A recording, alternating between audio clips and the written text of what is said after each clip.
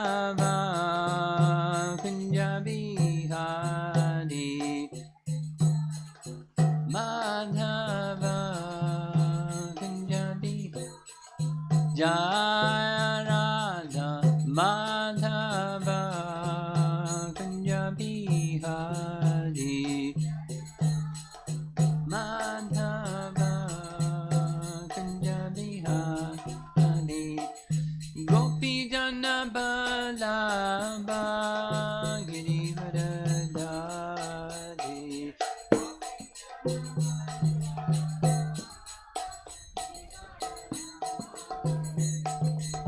Gopi Jana Balaba Girivardhari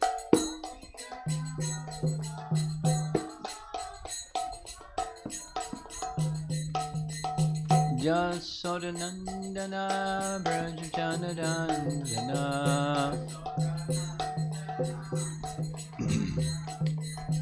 Jasodanandana Brajajanadandana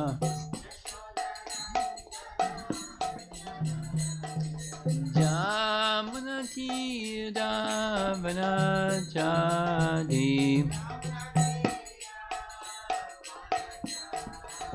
Jamunatira Vanachadi Jaya Radha Madhava Kunja Bihari Madhava Kunja Bihari Jaya Radha Madhava Kunja Bihari Madhava Kunja Bihari Hare Krishna Krishna Krishna Hare Hare Hare Rama Rama Rama Hare Hare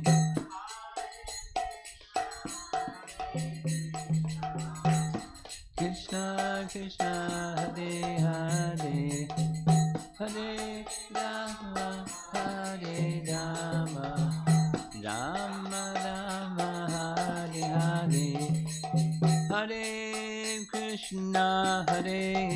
Krishna Krishna Krishna Hare Hare Hare Rama Rama Rama Hare Hare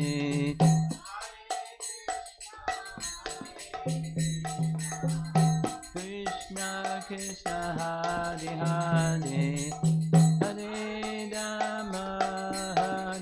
Rama Rama Rama Hare Krishna Krishna Krishna Hare Hare Hare Rama Rama Rama Hare Hare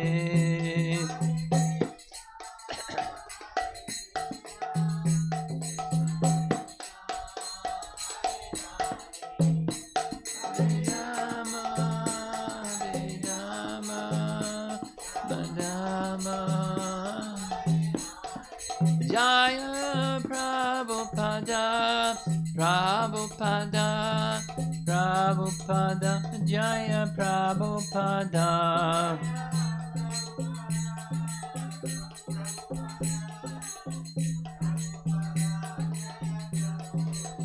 Prabhupada Prabhupada Jaya Jaya Prabhupada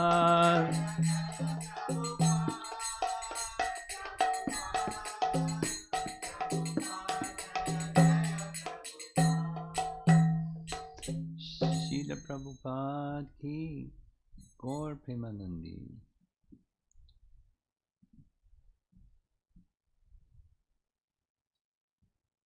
Could you either turn that off or face it towards you?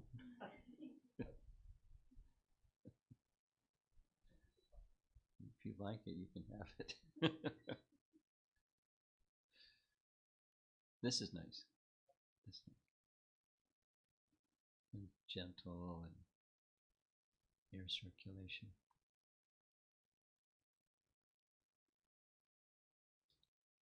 Okay. So what would we talk about tonight? Would you like to hear from Srimad Bhagavatam, Canto 10? Krishna's pastimes? Krishna's childhood pastimes? That's nice? Okay. We've been reading from chapter 11, which immediately follows the Damodar Leela. 9 and 10 are the Damodar Leela.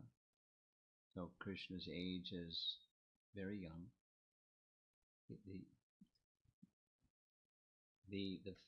Towards the end of this chapter, the residents of Gokul decide to move. They decide to move to Vrindavan. They go on the other side of the river Jamuna. There were 3 different places that Krishna lived before he went to Mathura. He was born in Mathura in the prison house of Kamsa, but 3 times, or 3 shifts later, he went back to Mathura. So, Gokul, up to 3 years and 3 months, something like that. I meant to research this before we came. Then they went to some place on the western bank of the river Jamuna, that is near the present Vrindavan town, and then again they shifted to Nandagram. Nandagram is the ancestral home of Nanda Maharaj and his predecessors. Nanda Maharaj is one of 5 brothers. The 5 brothers, the eldest of the 5 brothers is Upananda, and Nanda is the middle brother of the 5. And their father is Parjanya. Parjanya means rain. Nice name for the king of the cowherds. And Parjanya was given that responsibility on behalf of the royal family.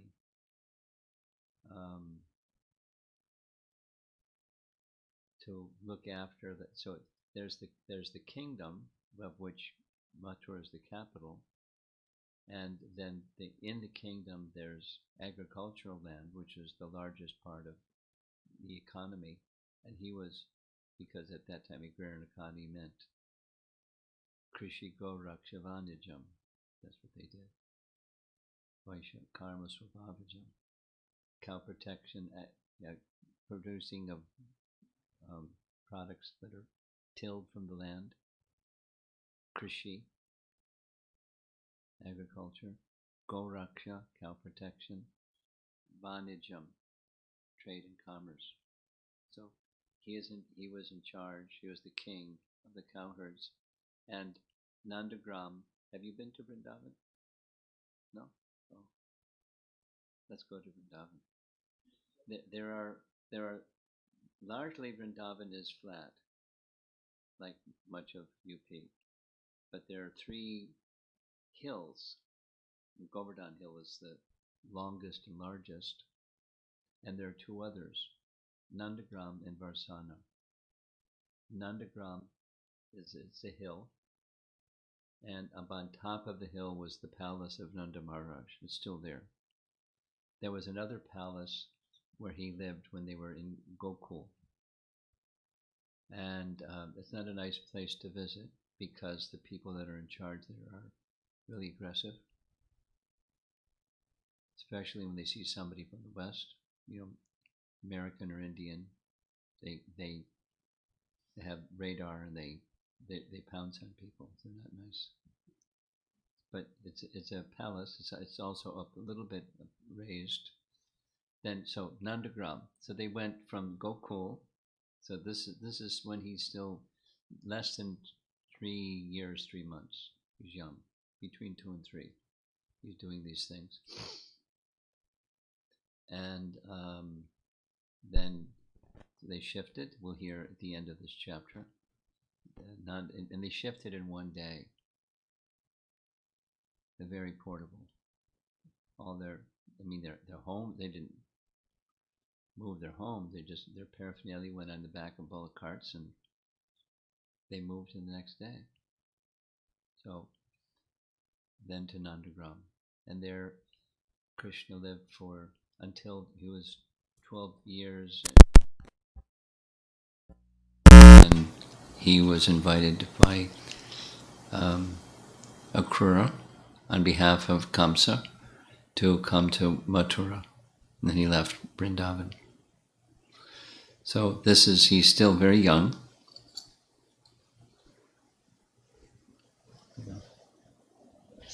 And in the early parts of the chapter, there's what happened when the twin Arjun trees, could you fix the sound? It's got to ring back. The twin Arjun trees were pulled over by Krishna with a rope tied on one end and the grinding mortar on the other end, and he pulled over the two trees. And so that happens in chapter 10, and then chapter 11 is Nanda Maharaj hears the crash and he comes running, and they're trying to sort out what happened, and the little cowherd boys say, he did it, we saw it with our eyes. So they all say the same thing because he had his friends with him. They're all 2 to 3 years old. So the grinding mortar fell sideways. He was crawling, see the marks. He was crawling and he dragged the grinding mortar and uprooted the trees, big trees. And then not only that, but 2 celestial beings came out of the trees, decorated and effulgent, and they spoke to Krishna some words we couldn't understand, and then they just disappeared. Anyway, so they're speculating, how did this happen? And then the next section is the elderly gopis. They would have Krishna dance. You sing and I'll give you half a sweetmeat. And they would clap and he would dance and smile, and he would, go pick up something. There's a wooden shoes, and he would pick up the wooden shoes and put it on his head and toddle back and give it to them. And so all of those things. Sometimes they would say pick up something that he couldn't pick up. He can pick up Govardhan Hill, but he can't pick up something else, a wooden plank. So he would just point to it, stand there and look at them. And sometimes go like this, little, 2-year-old, 3-year-old.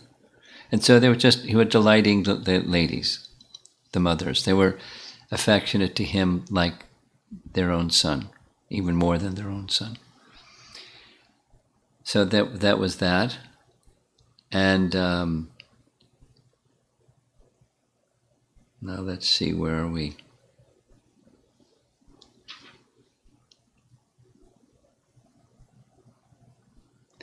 The fruit vending lady.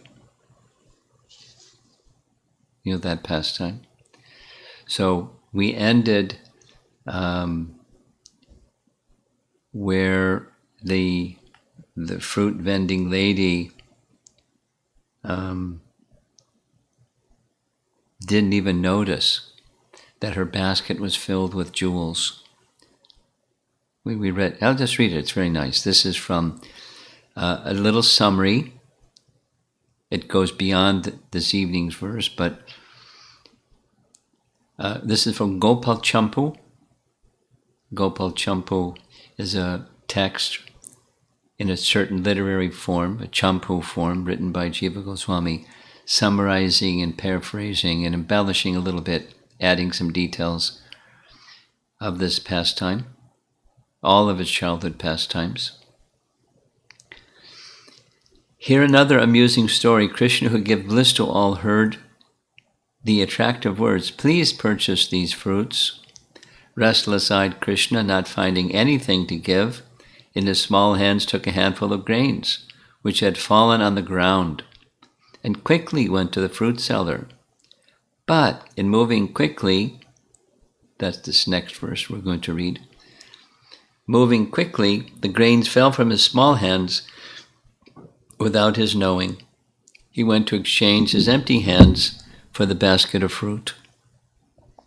The fruit seller smiled and was overcome by the sweet expression on his smiling face.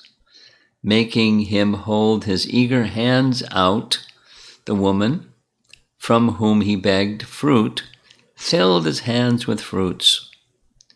Enchanted by his sweetness, she did not consider whether her basket was full or empty. When Krishna entered his house, not seeing that her basket, made of leaves, was full of jewels, and not noticing the load, because jewels are heavier than fruit, she became absorbed in Krishna's beauty. She went home to get more fruit for his family members. When she got home and realized she had jewels in her basket, in separation from the attractive face of Krishna, the fortunate woman began to consider that she had been deprived of the great treasure of his beauty, since in seeing him, she had forgotten the whole world. Knowing that he had brought happiness after great difficulties to the woman, in other words, she was the word that's used is an aborigine. She was a forest-dwelling lady and didn't have means, so her life was filled with troubles. So knowing that she had become happy after great difficulties to the woman, he began dancing as if holding great treasure in his hands. He approached his mother and, showing sweet, fickle actions, enthusiastically bound all the fruit in the edge of his mother's cloth. His mother said, "Where did you get these fruits?" The son said, in half words like a child, "An old fortunate woman collected some fruits and, taking the price in grains, gave me these fruits." His mother said, "O child, do not trust all people like people of this house." The son said, "I do not know about mistrust." Seeing the fruit seller return after some time, Krishna again went to her and then had his mother distribute the fruits to others at every opportunity. His mother blissfully distributed the fruit with her trembling hands, but could never exhaust the fruit. For several days she remained, smiling and astonished. Those who would taste the fruit became surprised by the sweetness and could not forget it. That's where we ended yesterday. So it goes a little bit forward into text 11 from Canto 10, chapter 11. Translation reads, while Krishna was going to the fruit vendor very hastily, most of the grains he had been holding fell. He has small hands and it just fell through his fingers. Nonetheless, the fruit vendor filled Krishna's hands with fruits, and her fruit basket was immediately filled with jewels and gold. And this is Prabhupada's purport. In Bhagavad Gita 9:26, Krishna says, you know the verse? 9:26. Patram pushpam palam toyam yome bhaktya prayachati. You know the verse? Offer me with fruit, with love and devotion. Patram pushpam palam toyam. Krishna is so kind that if anyone offers him a leaf, a fruit, a flower, or some water, he will immediately accept it. The only condition is that these things should be offered with bhakti, yo me bhaktya prayachati. Otherwise, this is Prabhupada's words, if one is puffed up with false prestige thinking, I have so much opulence and I am giving something to Krishna, one's offering will not be accepted by Krishna. The fruit vendor, although a woman belonging to the poor aborigine class, dealt with Krishna with great affection, saying, Krishna, you have come to take some fruit. You have come to me to take some fruit in exchange for grains. All the grains have fallen, but still, you may take whatever you like. Thus, she filled Krishna's palms with whatever fruits he could carry. In exchange, Krishna filled her whole basket with jewels and gold. Paragraph. From this incident, one should learn that for anything offered to Krishna with love and affection, Krishna can reciprocate many millions of times over, both materially and spiritually. The basic principle involved in an exchange is love. Therefore, Krishna teaches in Bhagavad Gita, the next verse, 927. Yad karoshi yadasnasi yad jahosi dadasi yat tapasyasi kaunteya tat karashva madarpanam. O son of Kunti, all that you do, all that you eat, all that you offer and give away, as well as all austerities that you may perform, should be done as an offering unto me. Madarpanam. With love and affection, one should try to give something to Krishna from one's own source of income. Then one's life will be successful. Krishna is full in all opulences. He does not need anything from anyone. But if one is prepared to give something to Krishna, that is for one's own benefit. The example given in this connection is that when one's real face is decorated, the reflection of one's face is automatically decorated. Similarly, if we try to serve Krishna with all our opulences, we, as parts and parcels or reflections of Krishna, will become happy in exchange. Krishna is always happy, for he is Atma Rama, fully satisfied with his own opulence. So now, I'll read various Acharya's commentaries and a little note. We're depending upon you when we're done to ask questions. The reason for that is it gives time for the people online to send something in, and then we can hear what their questions are.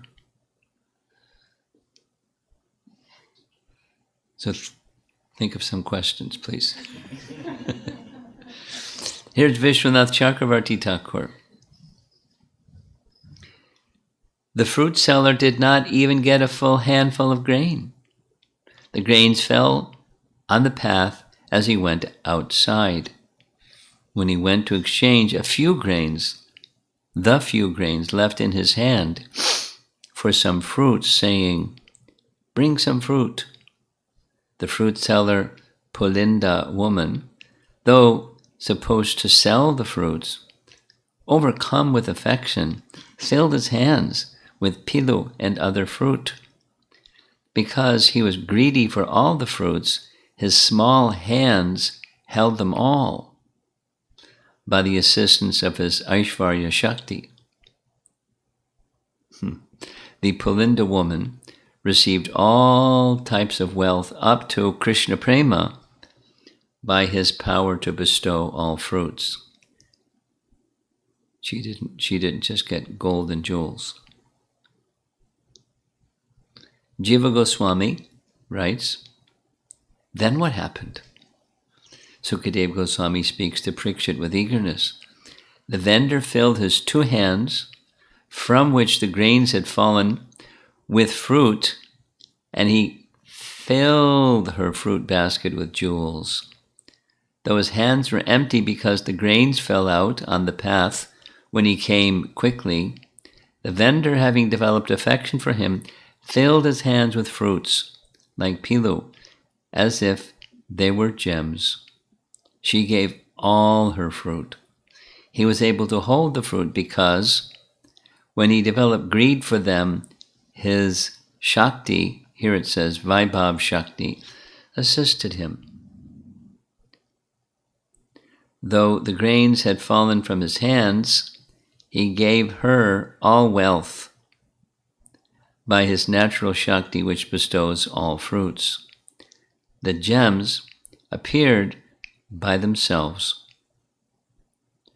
With her senses not functioning because of absorption in the sweetness, ignorant of what had happened, she remained for some time at the entrance to the house. And then, forgetting about loss or gain, went home. Since he is the giver of all fruits, including the highest, later it should be understood that, absorbed in him, she attained the highest fruit, Prema Bhakti. Sanatana Goswami writes, because he went fast, the grains fell from his hands. She put pilu fruit in his hands. The following should be understood. The vendor made her livelihood from selling only fruits. She obtained many valuable gems. In fear, she hid them and returned home, or, thinking the gems were pilu fruits of various colors, satisfied with seeing the Lord, without selling them, she went home. Recognizing them as gems later, she kept them hidden. This incident was not well known in Braja and was not discussed by anyone. People from other places related to Braja became joyful of this exchange, because of this exchange. And one more verse, text 12.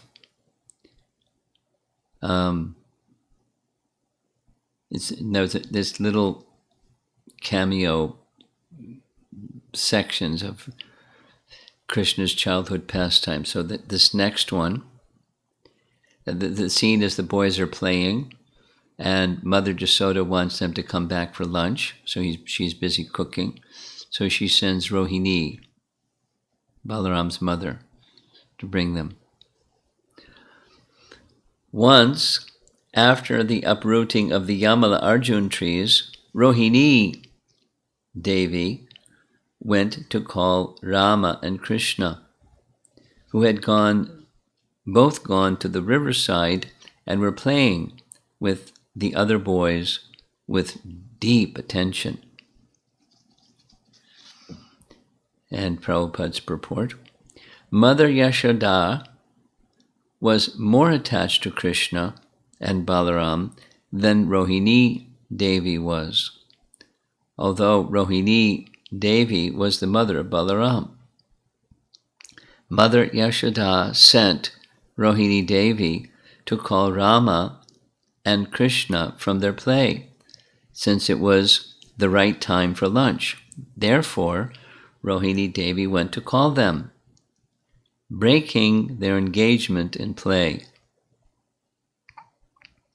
Vishwanath Chakravarti Thakur writes, to show that Krishna and Balaram were controlled by Yashoda's affection more than even Rohini's, another pastime is presented, which occurred after the breaking of the Arjun trees on the same day. So apparently the Damodar Leela was the morning and this is the afternoon. Later it says it was the next day, but immediately thereafter. Rohini called Krishna and Balaram, who had gone to play on the bank of the Yamuna. Though the verse does not mention Balaram, the commentary does, because in later verses both boys' names are mentioned. Rohini had been sent to call the boys by Yashoda, who was attached to the boys having lunch. That's mothers. So Jiva Goswami writes, events of a day after the Damodar incident, pastimes are described showing Yashoda's care for her son with great affection, in order to show that she had greater affection and control over Balaram than Rohini had. This description continues until verse 20. Rohini called Krishna, who had broken the Arjuna trees and had gone to the bank of the river. She searched for him with affection. This indicates her anxiety. Krishna was absorbed in playing. She called him by all his names. She was sent by Yashoda, who was attached to preparing meals for Krishna. She called Krishna and also Balaram. That is understood from a later verse. Sanatana Goswami writes, the activities after being tied up are described with the intention of showing the daily attention Yashoda paid to Krishna with the greatest affection. This is described until verse 20. There are various versions and orders of the verses. It will be explained according to the Gaudiya Sampradaya editions. Now, we discussed this recently in one of the classes, and the explanation goes like this. There are multiple versions of Ramayana. Everyone knows that. Valmiki Ramayana is the gold standard, but there's so many other Ramayanas. There's more than one Mahabharata. You might be surprised to hear. There's Vyasadev's Mahabharata. But when you read carefully in the beginning of Brihat Bhagavatamrita, Jaimini Rishi also has his Mahabharata. And Jaimini Rishi was narrating his Mahabharata to who was the son of Maharaj Parikshit. Maharaj Parikshit was the son of Uttara and Abhimanyu, so the grandson of the Pandavas. And when Maharaj Parikshit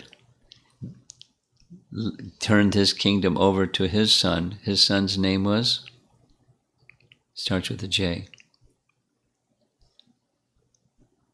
Janamejaya.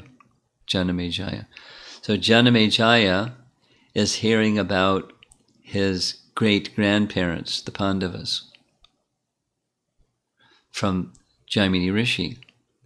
And he comments, oh, your explanation of Mahabharata is the sweetest I've ever heard.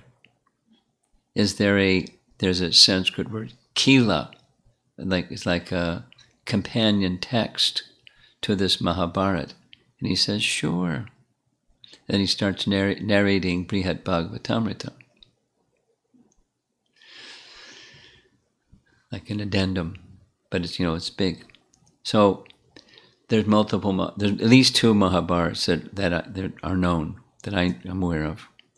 And there's more than one Srimad Bhagavatam. Now, I didn't know that until reading our Acharya's commentaries, because from time to time they will say, there's in another version, this word is used instead of that word. So it's not like a whole new composition. It's just some fine detail of something that's a little different in one version than another version, apparently. And the version that our acharyas stick with, that the language that's used is the Gaudiya Sampradaya editions. And my understanding is that the Gaudiya Sampradaya edition is the one that was used by Sridhar Swami who Chaitanya Mahaprabhu said he is the great acharya, the standard giving acharya for commenting on Srimad Bhagavatam. So whatever the verses are that he commented upon, that's the Gaudiya Sampradaya edition. And there's some other editions which are known by our acharyas at least, and they're stating while this exchange after the Damodar Leela, it's a little different in different versions, but we're going to stick with the Gaudiya Sampradaya version or edition. Krishna and Balaram had gone to the bank of the Yamuna. Why? He had just broken 2 trees which were situated on the bank, or it describes an event right after breaking the trees. He went there afterwards. Rohini called Krishna, whose heart was attracted to playing, thinking he was hungry because of fatigue from playing, or she was worried that he may perform another similar activity, like pulling over the trees. Rohini was sent by Yashoda because Yashoda was busy preparing his meal. Calling Krishna implies she called Balaram also, since out of affection for both, she considered them one. Now that they're commenting that it's only singular in this particular verse 12, and then later verses, Balaram's name also appears, so they weren't alone. Should I read one more? Text 13. Because of being too attached to playing with the other boys, Krishna and Balaram did not return upon being called by Rohini. Therefore, Rohini sent Mother Yashoda to call them back, because Mother Yashoda was more affectionate to Krishna and Balaram. And this is Prabhupada's purport, very short. Yashodam preshayam asa. Yashodam preshayam asa. These very words show that since Krishna and Balaram did not care to return in response to the orders of Rohini, Rohini thought that if Yashoda called, they would have to return, because Yashoda was more affectionate to Krishna and Balaram. Vishwanath Chakravarti Thakur writes, when they did not come, Rohini sent Yashoda because she felt that Yashoda had more affection for the boys and could therefore attract them. Jiva Goswami writes, Rohini called them, and then she sent Yashoda, since Yashoda was able to attract them quickly because of her greater affection. Why did she call them? She had affection for her son. She also feared accidents on the bank of the river and wanted to bathe and feed the 2 boys. And Sanatan Goswami writes, it's a short paragraph and we're done. When Krishna and Balaram did not come to her because they were attached to playing with their friends, she sent Yashoda, since with her great affection she was capable of grabbing them by their hands and bringing them back. Why did she do this? She was affectionate to the 2 boys. She wanted to bathe and feed them. Rohini sent Yashoda because she knew that Yashoda had more affection for the 2 boys and therefore could attract them. So it's kind of repeating different acharyas, repeating the same message. So this is chapter 11, and it's the childhood pastimes. So childhood pastimes means primarily parental affection. So going back to chapter 8, 9, 10, now again in 11, we're hearing a lot about the parental affection towards Krishna. So there's two sides to this. There's those who have affection towards Krishna like that, and from Krishna's side, there's a happiness he feels in his relationship with those who have affection for him like that. So he enjoys. They enjoy because he enjoys, not the other way around. But it's love means it's mutual. The lover enjoys the happiness of the beloved. And when there's no false ego, or there's no self-centeredness, but Krishna-centeredness, the happiness is Krishna's happiness. The happiness one derives is Krishna's happiness. And Krishna knows that who has what kind of love for him, and he stimulates their particular love for him, and their love for him is to see Krishna's happiness. So he's with his little friends, 2, 3-year-old boys playing, and when they're playing, they're absorbed in playing. They don't want to they're not thinking, oh, we're hungry, let's stop playing. Don't play indefinitely. It's described that during when Krishna was 3 years and 3 months, he little pastime. It's described in Gopal Champu. He requested his mother, I want to herd the cows, and she laughed. He said, "You're so small. You know how big the cows are. You can't hurt the cows." And he was insisting, and he was insisting. So he said, "I'm going to go ask Nanda Maharaj." So he asked Nanda Maharaj, and his father gave a similar answer. But Krishna was adamant, and like the lifting of Govardhan Hill or not worshipping Indra. His father just loved Krishna so much. He said, "We'll make a deal. You can herd the calves,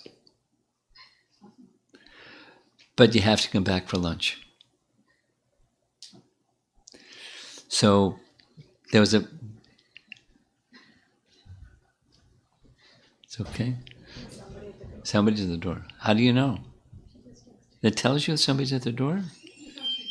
There's a doorbell? She texted me. Oh. You have a special doorbell system here.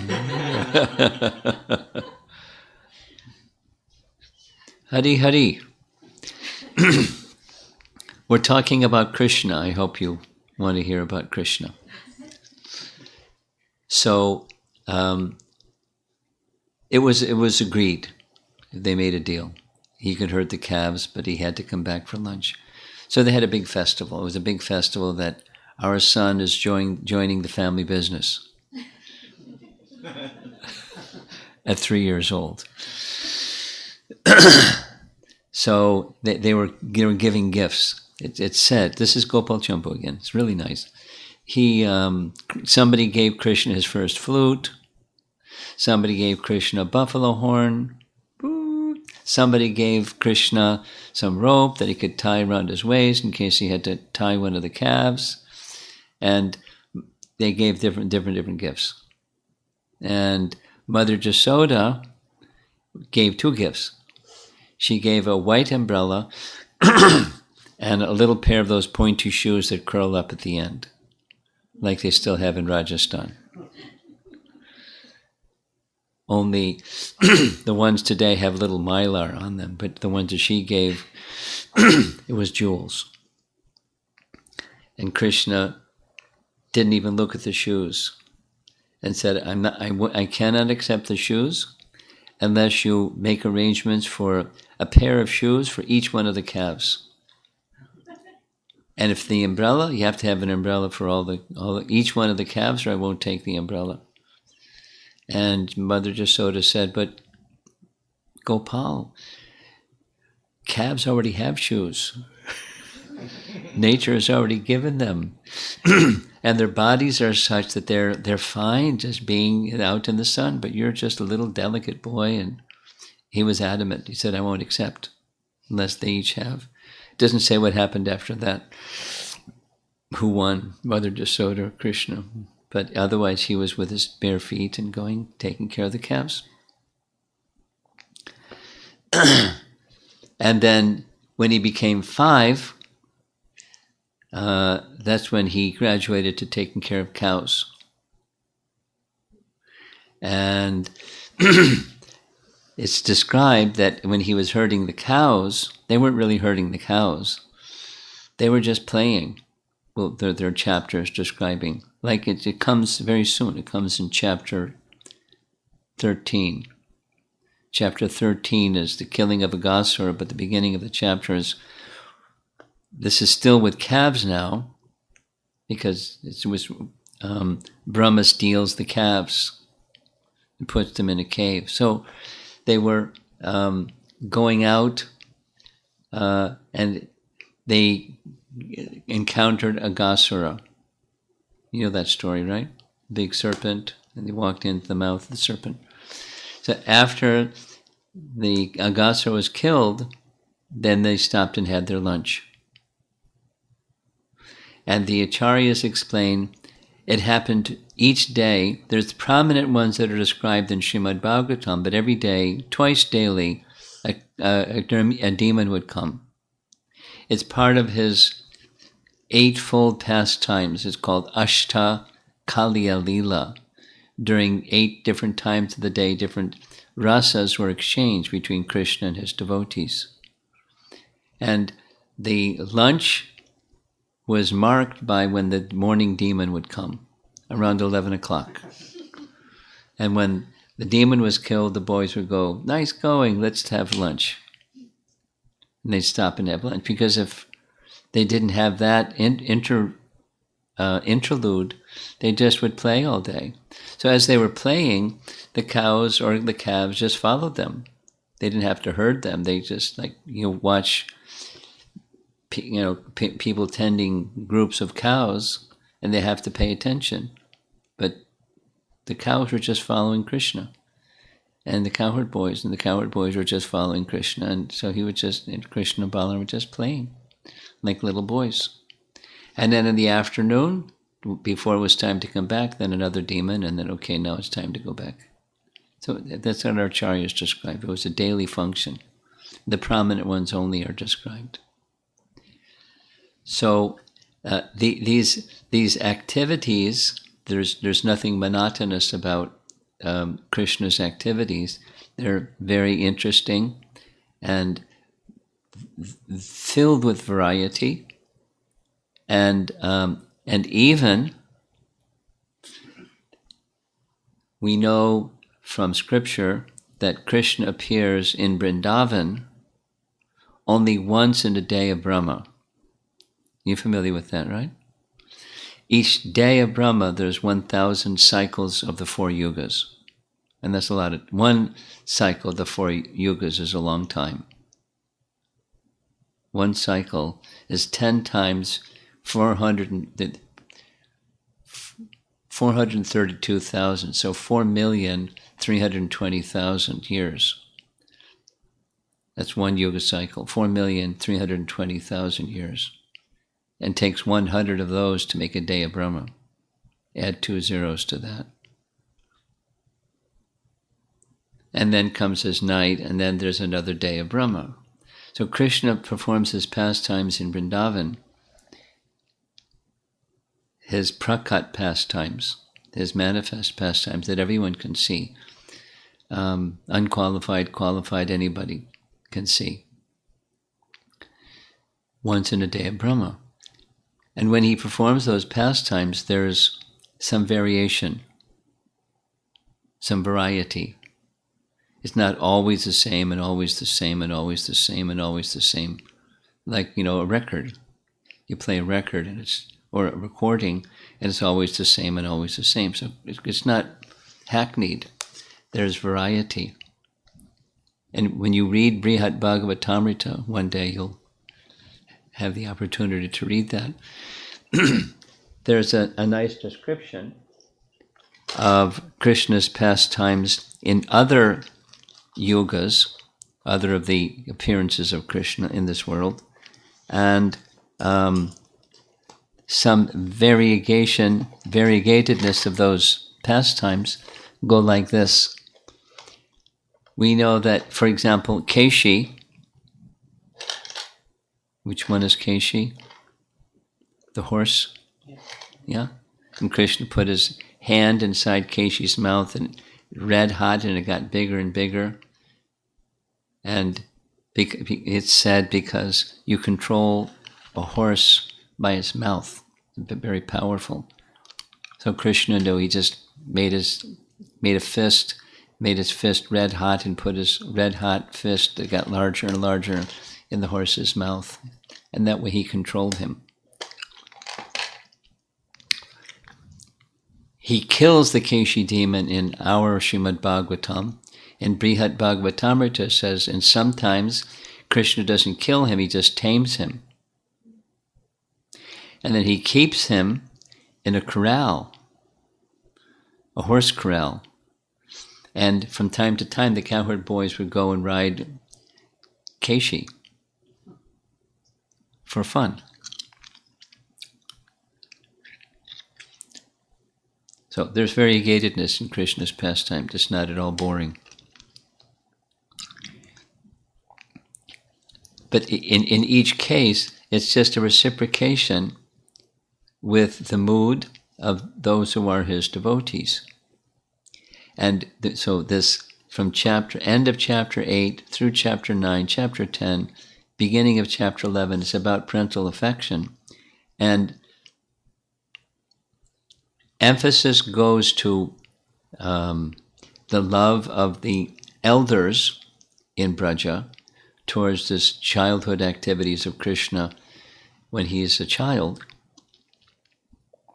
But superlative amongst them is Nanda and Yasoda.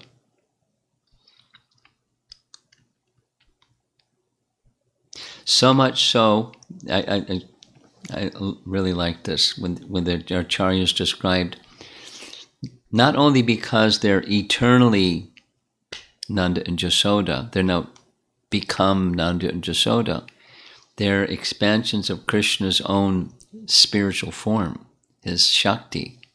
They're expansions of him. And they have, there's no birth of Krishna because he's the source of everything. But there's the bhava of parental affection. And their parental affection is so strong, they can't see that he's the source of everything. He shows it again and again. I mean, not all the time, but past times where he shows it. And they can't see it, like this pulling over the Arjuna trees, which happened earlier. The boys said, he did it. He pulled these trees over. And they go, no. This little boy. Why, it's not possible. So looking for some other, how did it happen? And why did it happen? Maybe it was this and that. It's one of the reasons that they chose to leave Gokul. There's these inauspicious things happening again and again. Let's go to the other side of the Jamuna.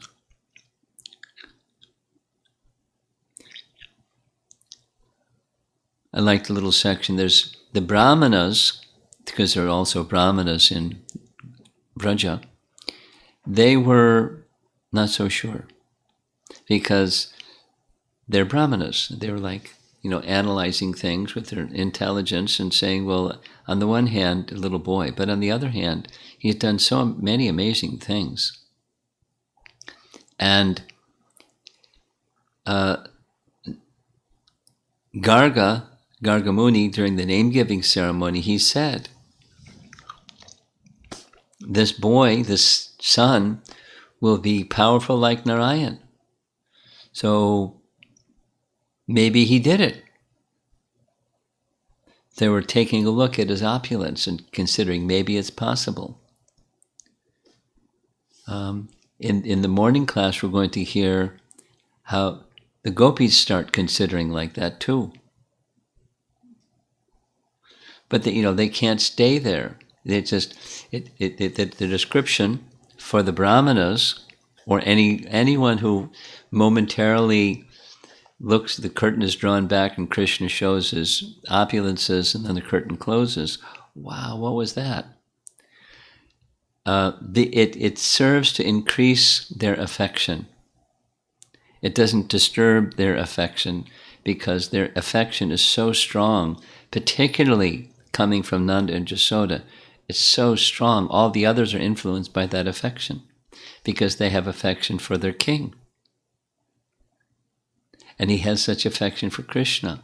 So they're influencing everybody like that, including the brahmanas.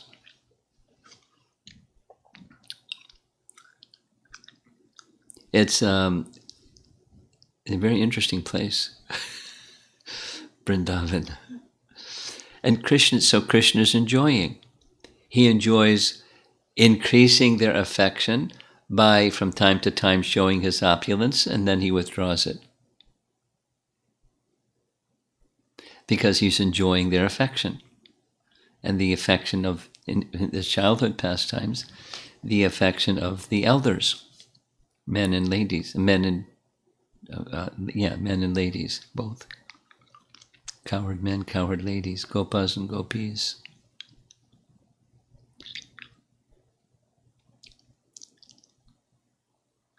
It's very interesting. It says that Balaram, because here there's Balaram and Krishna are off somewhere playing, and they don't want to stop playing. While they're still in Gokul,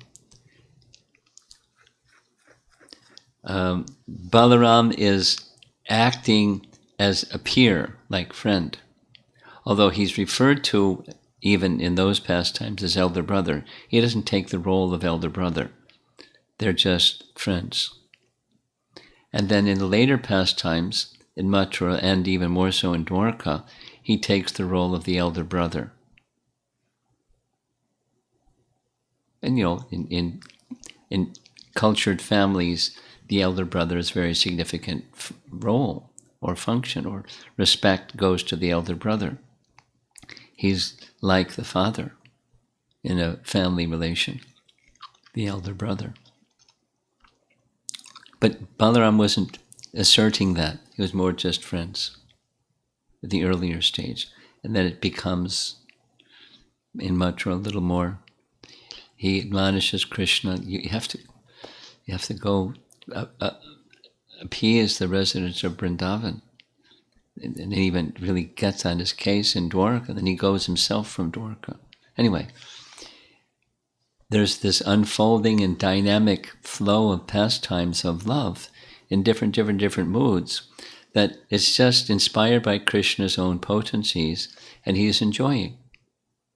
He is enjoying their enjoyment, and they're enjoying his enjoyment. It's a very different place.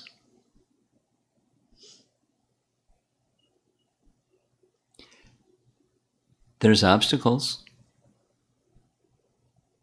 There's Shankachuta comes along. We read this in the morning session. Some bad things happen. And people go, oh no, the trees fell down. Oh, God saved him. The trees didn't fall on him.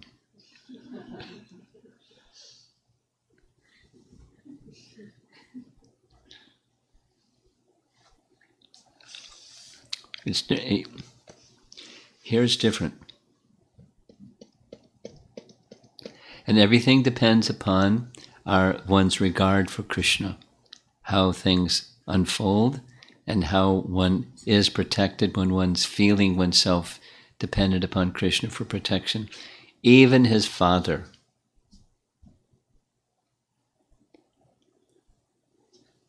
who has this affection for his son like anything, but when the serpent was swallowing Nanda, he called out for Krishna. He didn't call out for the cowherd men. Krishna, save me. And his thought was, Gargamuni said, he'll have potencies and powers like Narayan. So, and with those powers, he will protect the residents of Braja. So the cowherd men, they did what they could, but they couldn't stop the serpent from swallowing Nanda. But Krishna, just one touch of his left foot, boop, taken care of. He showed his power. And when everybody went back to Braja and talked about, wow, he did it again. Here's this show of power. And it's just like, how wonderful is Krishna? Who is he? Well, we don't know, but he's certainly not God, because he can't stand being separated from us, and we can't stand being separated from him. He starts to cry, and he goes and steals. And, he does all these things. How can you be God if you do those things? He's not God. And it's not their reasoning rules it out, it's their love rules it out. And their love gives the reasons. Because atheists, they can also do their reasons and come up with all kinds of things.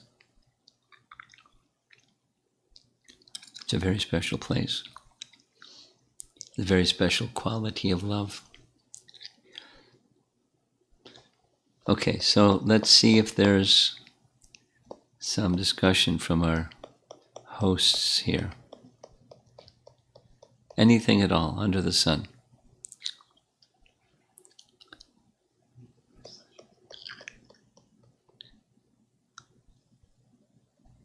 Hare Krishna Maharaj. Hare Krishna.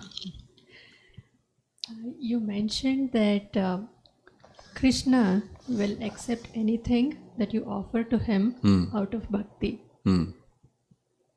So when I offer to him every day, how do I know? I might have a lot of shortcomings and I might not be in a complete state of bhakti.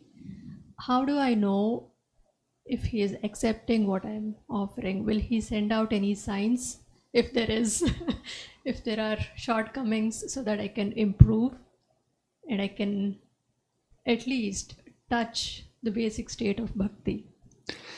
Good question. Well, he's not obliged to give us signs. The reciprocation is on the authority of Scripture and our acharyas who explain it. We know things on the authority of Guru, Sadhu, Shastra. It may not. It may. If he wants to show something subjectively, that's completely in his hand.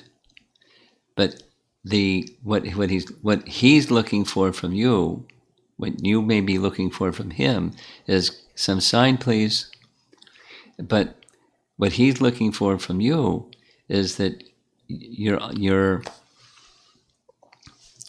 wherever you are in your spiritual trajectory, you've heard his words, Bhagavad Gita, or his words, and his words are not different than him, and you're in a relationship with him by following his words, because that way you're following him and surrendering to him or submitting to him, and under the guidance of his representatives. The Bhaktivedanta purports explain what and how, and then there's other details of how, and the conditions of cleanliness and this and that.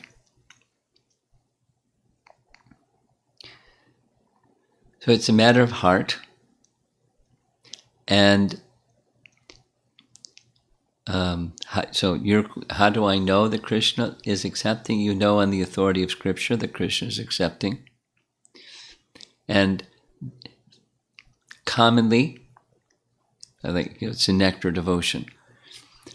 Krishna may give some special experience, so then you know he's hearing you and he's reciprocating with you and he's accepting your service. I'll just give a little example. Someone wrote to me about 3 days ago saying, a group of us during this pandemic, we're spending a lot of time and energy and attention on improving the quality of our chanting. And I've been chanting for 13 years, and I can honestly say that I'm not absorbed. So and Krishna knows whether you're absorbed or not absorbed. He didn't say that, but Krishna knows how much devotion you're investing in offering things to him. Krishna knows. So this particular devotee said, this just 2 days ago, I'm inspired to write this letter to you because just 2 days ago, something that had never happened to me before in this 13 years I've been chanting, I was just absorbed in the sound. And those efforts of trying and it wasn't happening, but trying and it wasn't happening, Krishna just picked me up and carried me for all 16 rounds. And time just flew, and it was an exhilarating experience. So he was just sharing.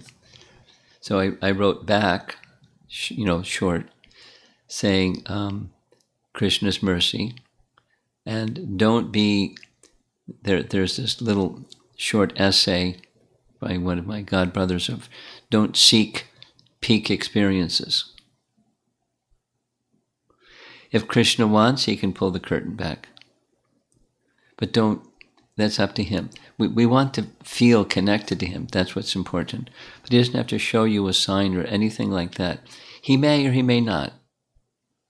Your chanting may one day be sublime, and the other, 13 years not so sublime, at least in this particular person's case.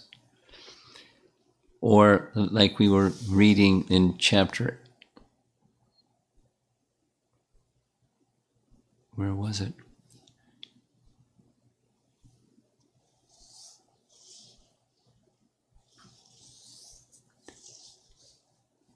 Just after the Govardhan Leela, when the residents of Vrindavan, after the Nanda Maharaj was kidnapped by the residents of Varuna, one of the associates of Varuna, taken to Varuna's abode. Krishna went there.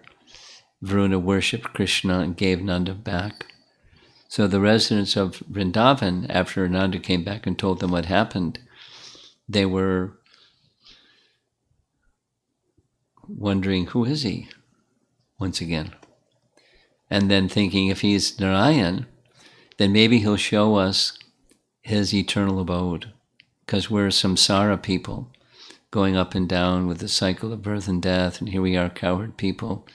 And if he is Narayan, maybe one day he'll show us the spiritual world.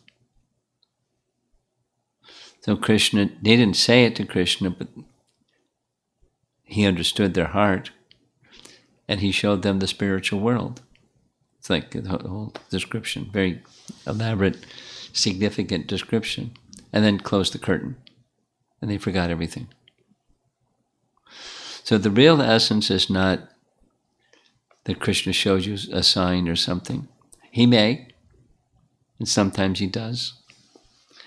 And otherwise it's just our faith, that is the real essence, and I'm not there yet, but the real essence is to try to please Krishna with, in this case, cooking and offering what I cook. And it starts before that. It starts with purchasing. You're not shopping for family, you're shopping for Krishna. It's different consciousness. And when you keep the kitchen clean because it's for Krishna, and you're cooking because it's for Krishna. There's one congregation member somewhere here in the Chicago area that said, I'm struggling with cooking for Krishna. And I was like, what? Because she's, a very experienced devotee. And she said, my whole adult life, I've been cooking for my family. And now I understand I have to cook for Krishna, and I can't make the transition. And yet, so I said, well, you're being very honest. I said, it's easy cooking for my family. I like cooking for my family. And, fortunately they like my cooking. But, cooking for Krishna it's a transition. But so that's something that your question is right on, because it's a daily service, and how to do the everyday things It's not mechanical. Or the transition from, let's say, being a wife and a mother to being Krishna's devotee, who is my wifely role and my motherly role are just part of this core picture of my service to Krishna.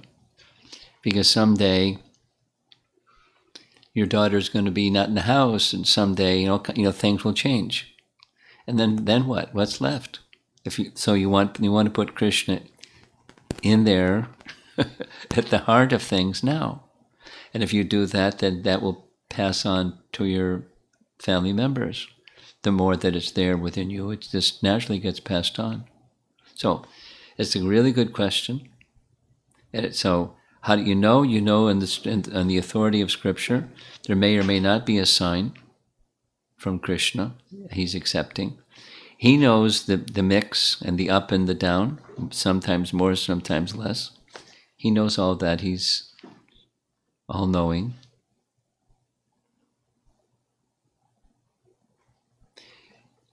And you also know sometimes up, sometimes down, just within your question. So you want to move from, you accept this is where I am and move to where you want to go. And the most effective way of moving to where you want to go is through the hearing process, through sound, like what we're doing right now, and which you do every day when you chant. And the core sadhana activities will strengthen the do it for Krishna consciousness. Yet that's of those two verses. Yad kroshi, yad asnasi, yad jahosi dadasi yat. Quoted 927 Bhagavad Gita. The core sadhana practices will strengthen the do it for Krishna dimension in your life. And that takes effort also. And then you can go from being, a religious citizen to a transcendentalist. The transcendentalist is far, consciousness-wise, is far more evolved. And the benefit that you can, just by your living as you live, is giving benefit to others more. Because just being who you are and doing the things that you do, it's giving benefit to others more. It's a more complete standard of service. So even these little things, like it's a little thing, but it's a very important thing. You making your offer, cooking and thising and thating, and doing it in such a manner that is for Krishna. You work on it conscientiously. Good question.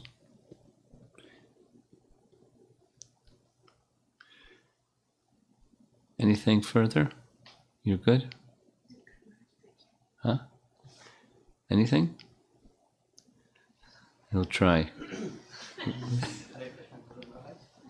So, Krishna was not staying in one place. He was keep moving.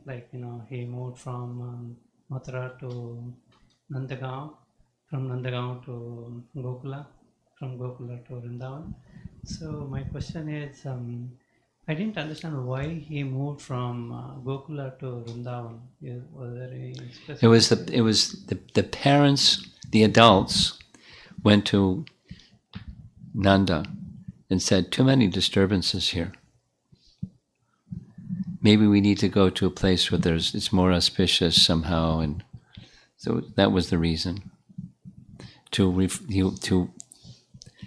get away from this jinxed place and something that's better, just for Krishna's welfare. But I also heard that Vrindavan was not there that time. He created it. Is that true? No. No? No. Vrindavan is eternal, and so the land was there, but that land it comes and it goes. The Dham is eternal, but the land was already there. I mean, Nandagram, before Krishna was born, there were two very close friends, Vrishabhanu and Nanda. And Vrishabhanu and his wife, and Nanda and his wife were very close friends. And they both had the same circumstance. They were without children. So they did yajnas and this and that, but no children. So they decided, let's go from our ancestral home, which for Nanda was Nandagaon, and let's go to Gokula. So they both packed up and went to Gokula.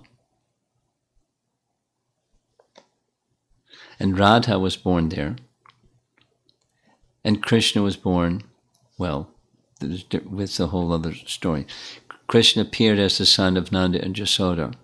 And where Raval is, where Vrishabhanu and Kirtida lived, is not so far, but not, next door neighbors or anything, where Nanda and Jasoda lived. Nanda's palace in Gokul. And then disturbance, they went back.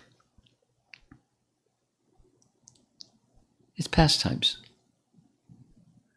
And there's some external reason that the elders were considering, but there's an internal reason also. The internal reason in this case is Krishna's childhood pastimes.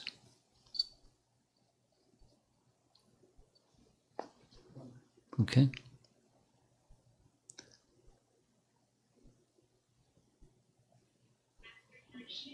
Okay.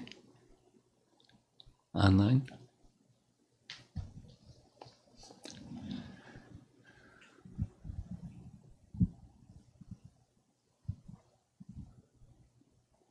Sanchari Mataji has 3 questions, a little off topic. She says, when we share prasadam with someone and then they proceed to eat it as a side with whatever meat dish, as a side dish with other meat dishes that they're eating, do they still get full benefit, or am I committing any offense? You're not committing offense. They're getting benefit. Full benefit. Well, full benefit is when you're Krishna conscious, taking Krishna prasadam.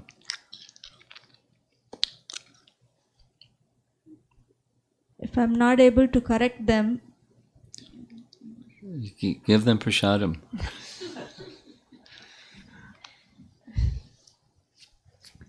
And the second question is, often it feels like expectations are the foundation of motivation to do or engage in anything. What should be the role of having expectations in spiritual life? Well, an appropriate expectation in spiritual life is Krishna is kind. And if you place other kinds of expectations instead of that one, then it's fruitive mentality. And with fruitive mentality, that's the mode of passion. And just as fire burns, passion burns. Kamesha, Krodesha. So we're conditioned souls, and so we live with expectations. We don't do something unless we have an expectation we're going to get something, or there's going to be a desirable outcome.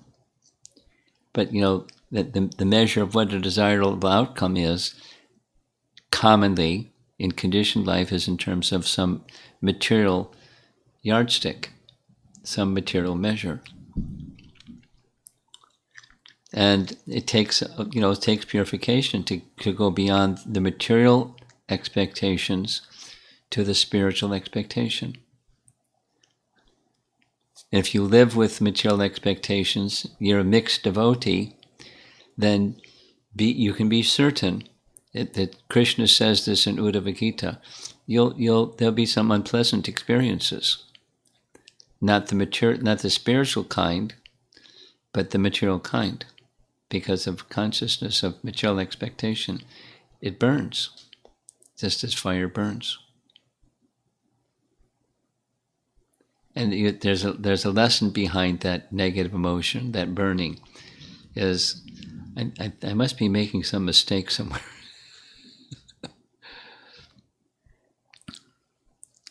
It's a lesson, and then we go back and read scripture, and then we get the answer, but we're not there yet because we're still in the material expectation place. So it's gradual. So we dovetail our expectations with serving Krishna. That's commonplace.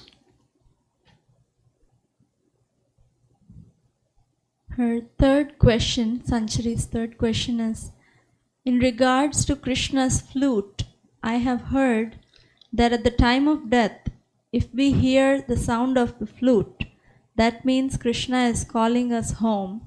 Is this a sentiment born of speculation or based on spiritual fact? I never heard that before.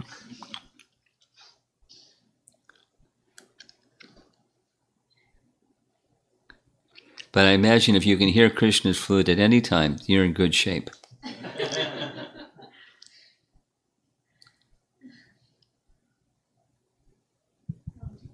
This is from Vishaka, Radha's sister, Atulya Mataji's daughter. How old is she? I asked, I'm not sure, Gurumaharaj. Huh? We are waiting to know the age. 5 or 6, I guess. I think she's younger. 4 or 5. 4 or 5. So her question is, why did Krishna steal butter?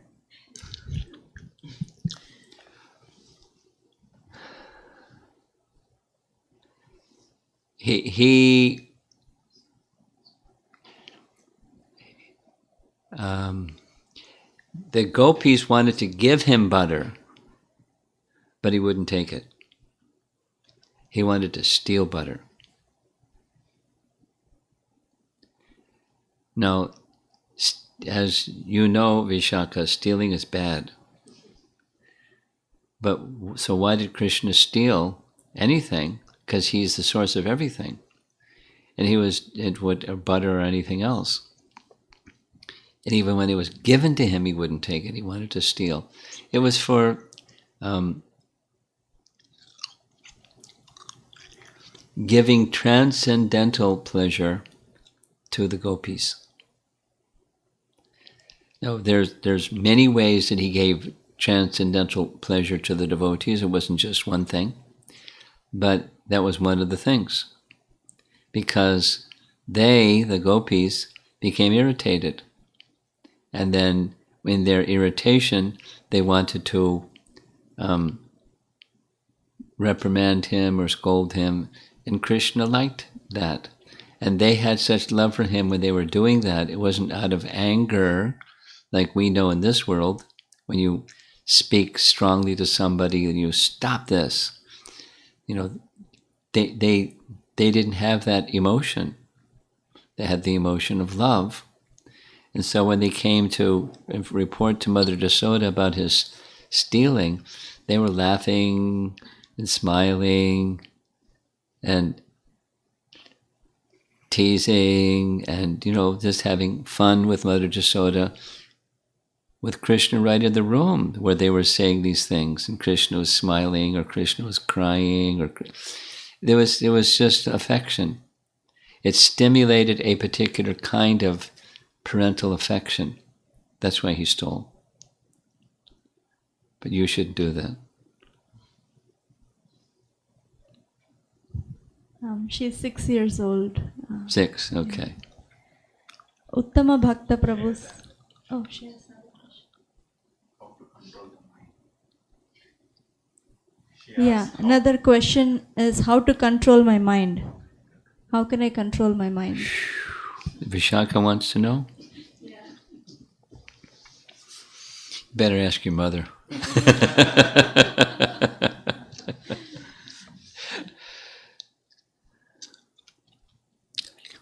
Well, you can start something that Radha asked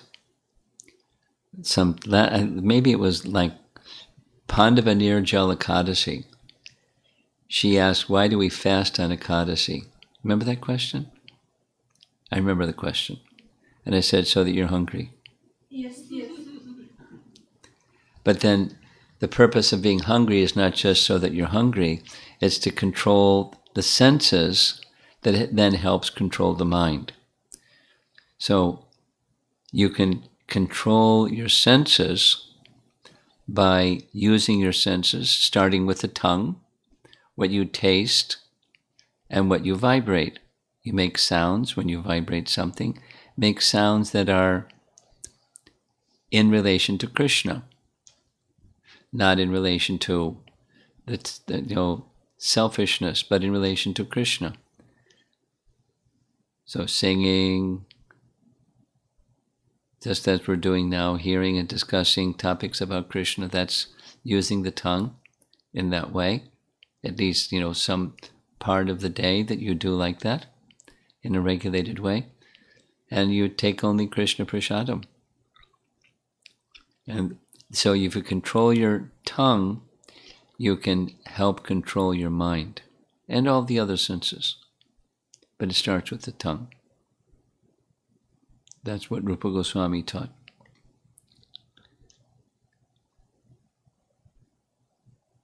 This is from Uttama Bhakta Prabhu. Oftentimes, Srila Prabhupada writes, Krishna comes in human form and performs human-like pastimes, but that's his original form and eternal pastimes. Can you kindly elaborate? Well, it doesn't require much elaboration. Yes, it's his original form, and sometimes he comes this way, sometimes he comes that way, and sometimes he comes in his original form.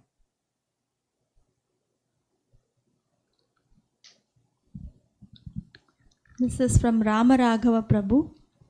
There are several pastimes of Krishna that are debatable yet relished, like stealing butter or kidnapping of Rukmini, display of anger towards Bhishmadev, etc. Why then Rasa Leela not relished likewise? What makes it categorically different from others? I don't understand the question. Do you understand the question? So there are other pastimes which are also like debatable why Krishna is doing like that, but still they're relishable, or in general people appreciate and relish that. But Ras Leela pastime, it's debatable, but then people don't appreciate as much as they appreciate the stealing of butter. Well, different people appreciate it in different ways. And some people object to, it's all over the place. You're stereotyping. If I've understood your question correctly, there are some commentators that criticize Krishna in that Krishna incited Arjuna to fight. And that was wrong.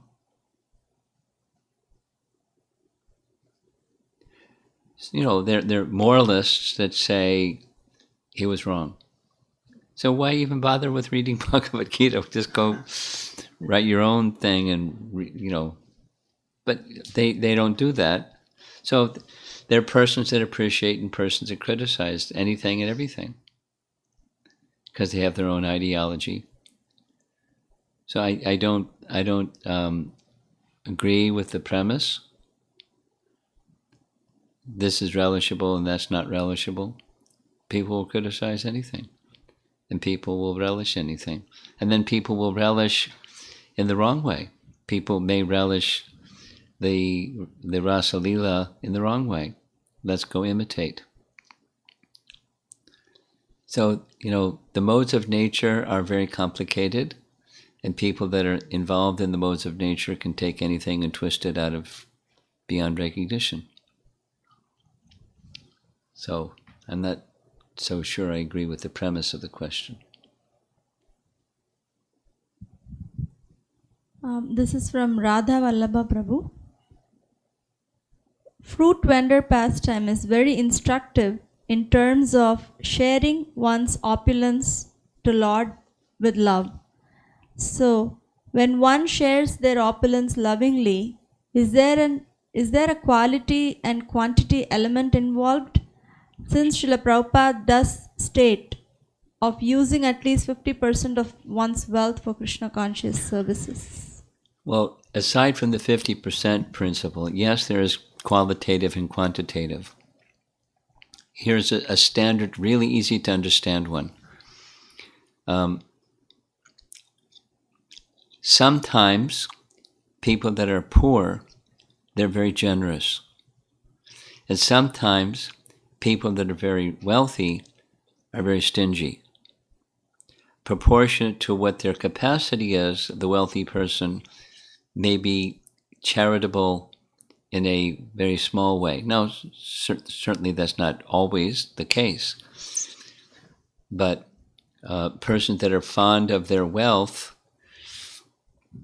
they like to keep it.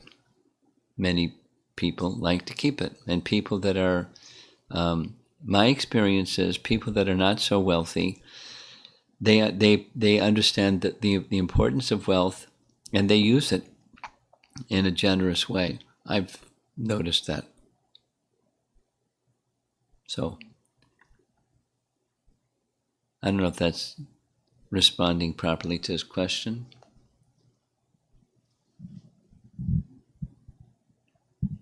Should I go to the next question? Huh? Should I go to the next? Yes, please. So Radhavalla Prabhu's second question is, for practicing sadhakas, following carefully the instruction of devotees, when some instruction resonate actively in their heart, is that equivalent to opening of the curtain by the Lordship? No, it's just, no.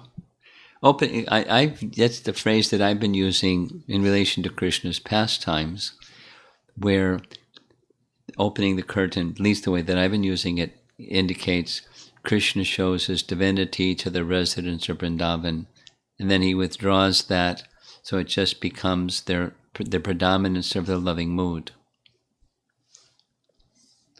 And the other is this example that he's giving sounds more like, the more of the mode of goodness, and then we can realize or resonate with something that's a transcendental instruction because of being more in the mode of goodness. It touches our heart. It's something it resonates with us.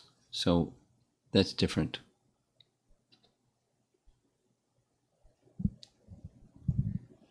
This is Uttama Bhakta Prabhu's question.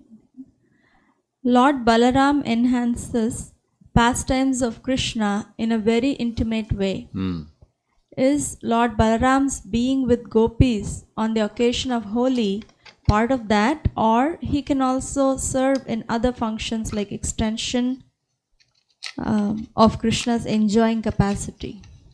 He serves in all features of rasa and functions of Krishna. And that's a whole topic. So the answer is yes.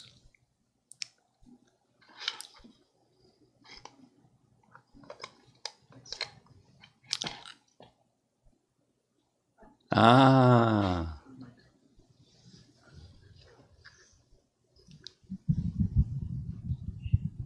Hare Krishna Maharaj. My question is, are we not being selfish when I expect that if I do bhakti, I'm going to be sent back to Godhead? Why should I expect that as my result and just not just be happy with doing bhakti and devotion? Nice question.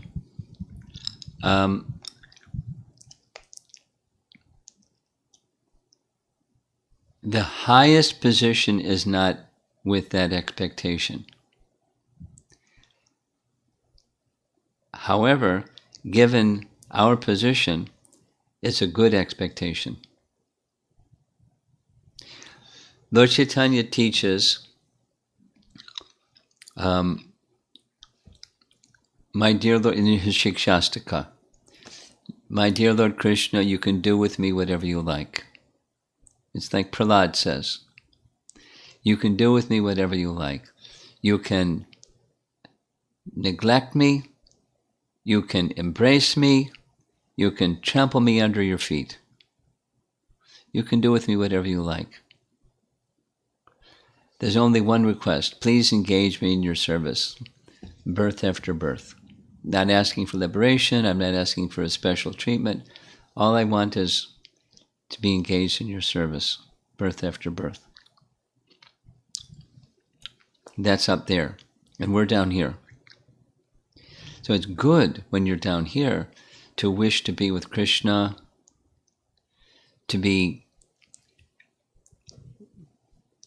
able to handle the dualities of this world and rise above it and stay connected with Krishna and just be eternally with Krishna. That's good. And when you reach the stage that Chaitanya Mahaprabhu is describing, or Prahlad Maharaj describes in his prayers, same. No expectation. Just please keep me engaged in service. So, which is the higher position. So we're in this mixed position. And that's, it's an honest statement of where we are. We're not at that most elevated position yet. So now what do? It's acceptance and progress. You accept this is where I am. I want to aspire for that selfless service. Let me make a step in that direction. A doable one, a sustainable one. That's not, jumping really high and then crashing down again. Just move in steps towards that goal. That answer your question?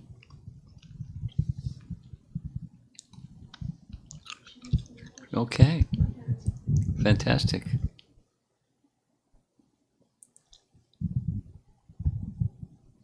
Hare Krishna Maharaj. So Prabhu was sharing from his Bhakti Shastri, one of the lessons. So he was talking about the 64 offenses in front of deities. Yeah. And one of them was not to dress in dark colored clothing in front of deities. She is a Bhakti Shastri teacher. You want to answer that one? So my question is, growing up in Brahmana families, we were always taught to dress neat and nice. And I'm a little confused. Is it because you see it as an offense? I don't know how to frame it, but I don't know.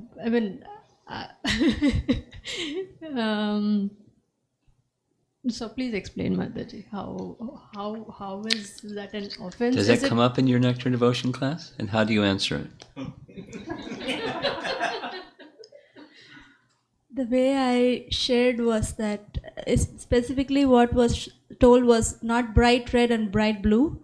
So the way I heard and I shared was, it's not, we don't become the center of attraction in a temple where Krishna is the Lord and we dress up like gorgeously and bright colors. So it's all worship goes to Krishna and it's not about us. So I don't know if this is that's what I've heard before. So okay. So my question is, if you're, is it specific? What about on your wedding? Yeah. So it is always you dress up in bright silk saris. So is that an offense because you're sense gratifying yourself dressing up? Well, go back to her question. It's another way of asking her question. And when people do like that, it's generally a mix. Just being honest. It's something and it's something. It's, coming before Krishna, it's in nice attire. And there's the mix of, look at me. It's, or here's my opulence and I'm displaying my opulence. So it's commonly it would be something of a mix. Now what do? Move towards pleasing Krishna. Now there's different ways of moving. You can just trash it. That's false renunciation, according to Rupa Goswami. And then yatarham upayunjitaha is according to suitability. So according to suitability is kind of like a very subjective term. What's suitable for one may not be suitable for another. But if you want to move towards, let me be pleasing to Krishna. If I'm going to sing nicely, if I'm going to dress nicely, if I'm going to cook nicely, if I'm going to anything nicely, I want it to be for the pleasure of Krishna. It's the point of application may be different, but the principle is the same. It's because it's like a real easy one. Real easy one is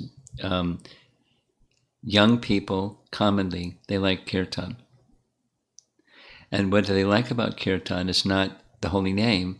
They like the musicality, and they like the social interaction, and they like,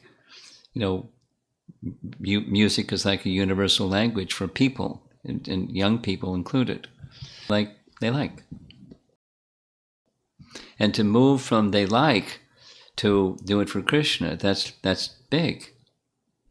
So it's not don't stop, just stop doing kirtan because you like it too much. Just learn to move towards the pleasure of Krishna. And that may take a while and take some conscious effort.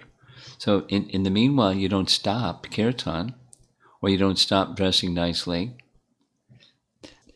Move to the position that you do that for Krishna.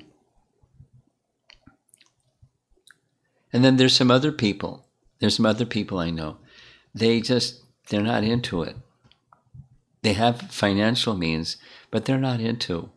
And so they dress quite, not like to show off their renunciation. They're just not into it. So, there's not something wrong with those people. There's not something wrong with the other people. They have a disposition like this, they have a disposition like that. And both should be moving towards whatever it is that I do, let me do that for the pleasure of Krishna.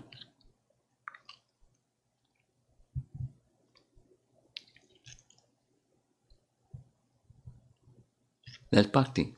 That's the bhakti principle, whether it's on this side or that side. Here's something that it's not specifically a nectar devotion instruction, but he says a candidate, a qualification for bhakti is one who is neither too detached or too attached. The too attached is material consciousness. The too detached is impersonal. So a good candidate is one who's neither too attached nor too detached. Well, that's good. So I'm eligible. Now, what's important is that what's grown in that gestation chamber, that incubation chamber, is bhakti. That's what we want, because it's a candidate for bhakti. So someone is raised like this, and somebody is raised like that, and their mood is like this, their mood is like that. Okay, not too much and not too much. Now, grow the bhakti. And grow the bhakti by the same as the other question, by the principle of hearing, by sound from the right source. Then hearing as much as we can, and then, like your question, something resonates. So, good. No, it was one of the online questions. Something resonates. So then you do that because it resonates. And then you get closer to Krishna because you're inspired because it resonates, and you're making your Krishna connection channel stronger. All right? Thank you, Maharaj. More? See, this is what happens when you ask questions. We get more questions. This is from Sasireka Mataji. Even some kids born in Brahmana family and have had good association, then why do they not follow the path of bhakti? Is their prarabdha karma is more prominent than the environment given? Then what is the role of environment in inculcating devotion? I'm not sure what, I'm pretty sure what the question is, but the condition, what about this and what about that, I'm not so clear. Yeah.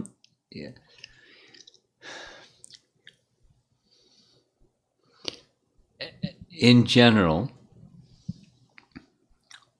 and then in specific, in general, everything that's good in the age of Kali becomes diminished. Prayena payushabhya kalavasmin yuge jana manda samanda mateo manda bhagya upadruta. Everything becomes diminished. Everything good gets diminished. So to be born in a Brahmin family is a great opportunity, and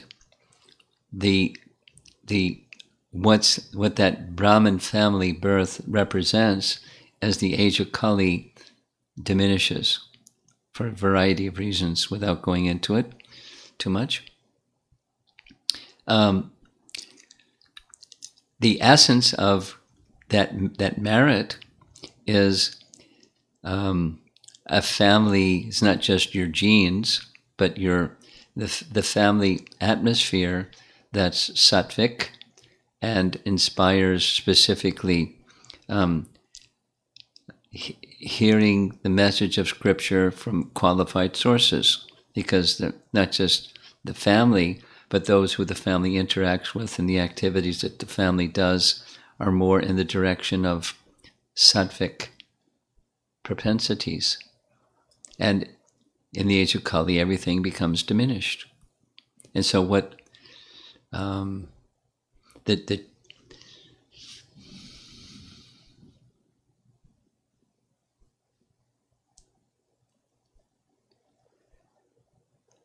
most important is not one's birth. What's most important is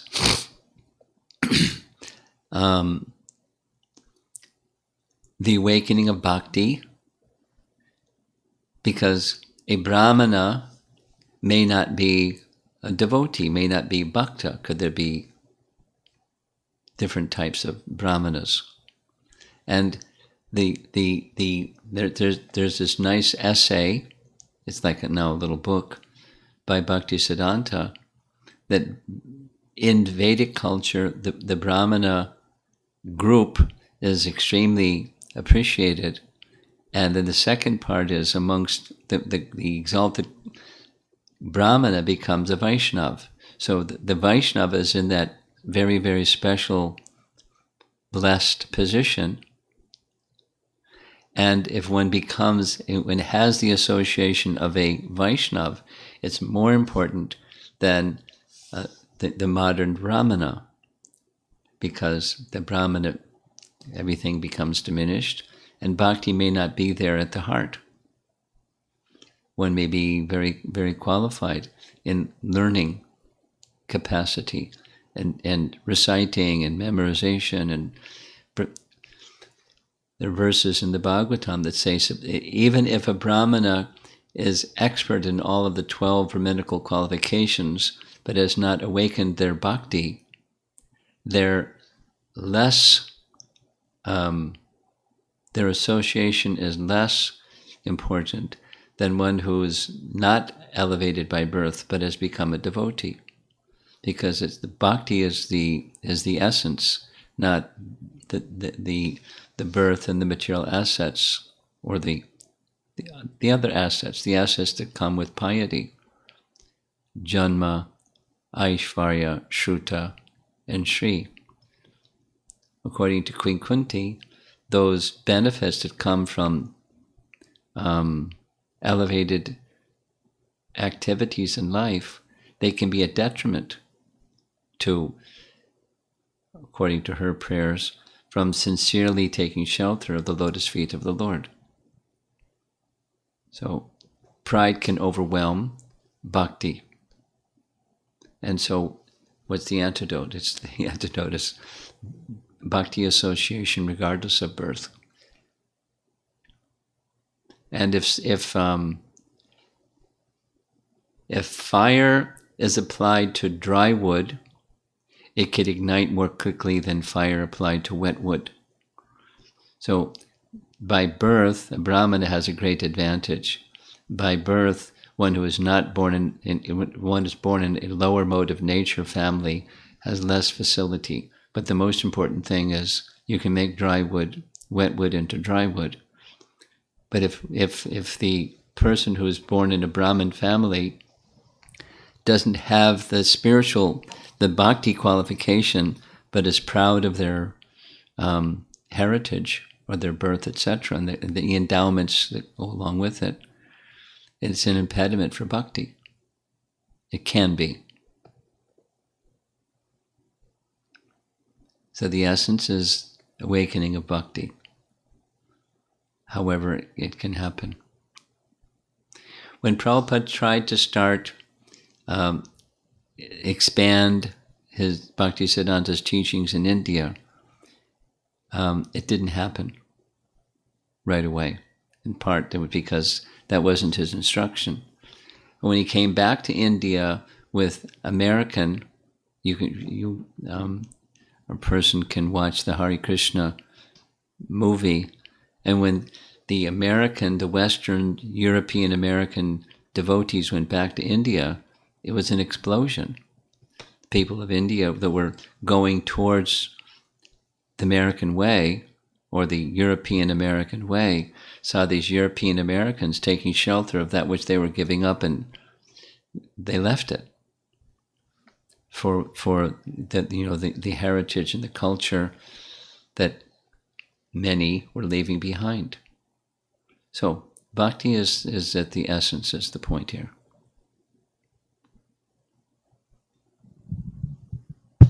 This is from Sangeeta Kapoor Mataji. I always thought that demons who were killed by Krishna all attained liberation being killed by the Lord. Also, when Prahlad Maharaj was asked by Nrsingadev to ask for any benediction, he asked for forgiveness and liberation for his father. Then why was he born again as Ravana? He was forgiven for all of his sins. His slate was wiped clean. There's a very long purport in Chaitanya Charitamrita that explains, but I'll try to summarize it. By being killed by Hiranyakashipu, by Lord Nrsingadev, Hiranyakashipu, all of his sins were eradicated, but his bhakti hadn't been awakened. So he achieved a position where he was freed from sin, but not ready to move on to his spiritual position.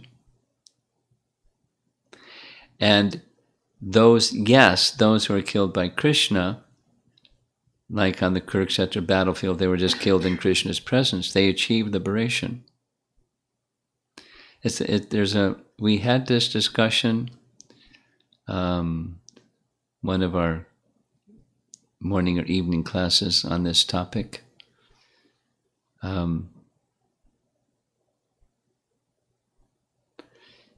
Can you send her that verse from Chaitanya Charitamrita that speaks about the three? Only Shishupal achieved liberation, and the others did not because. You know which verse I'm referring to? Chaitanya Charitamrita.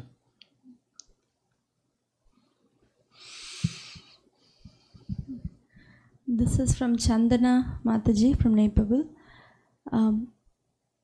We know that Mayavadis aspire to merge into the Brahman for liberation, but Jivas, being individual parts or sparks of the whole, do some actually merge into Brahman and lose their individuality, or is it just a mistaken conception or mistaken understanding of liberation?